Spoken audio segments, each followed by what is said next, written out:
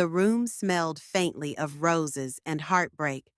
Maya sat on the edge of the bed, her fingers clutching the hem of her silk nightgown.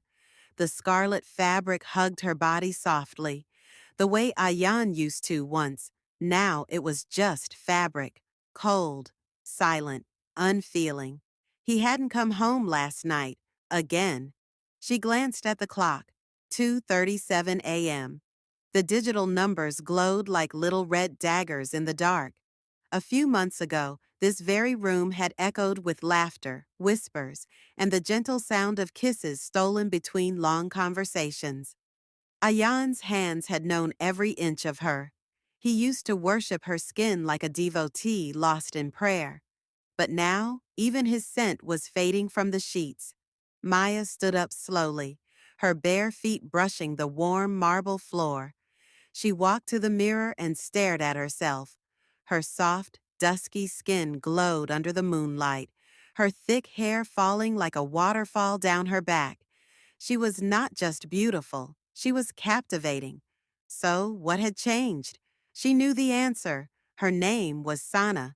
Younger, louder, bolder, a coworker from Ayan's office, with long legs and a wicked smile. Maya had caught a glimpse of her once, in Ayan's gallery, in a photo he forgot to delete. Sana was sitting on Ayan's lap, her mouth close to his neck, her lips parted slightly like a promise. Maya hadn't cried. She had stared at the image for 5 long minutes, her heart breaking with surgical precision. Tonight was the final straw. She knew he wasn't coming back. The next morning, Maya sat across from Ayan at the breakfast table. He had finally returned, reeking of expensive perfume that wasn't hers. "Did you enjoy your night?"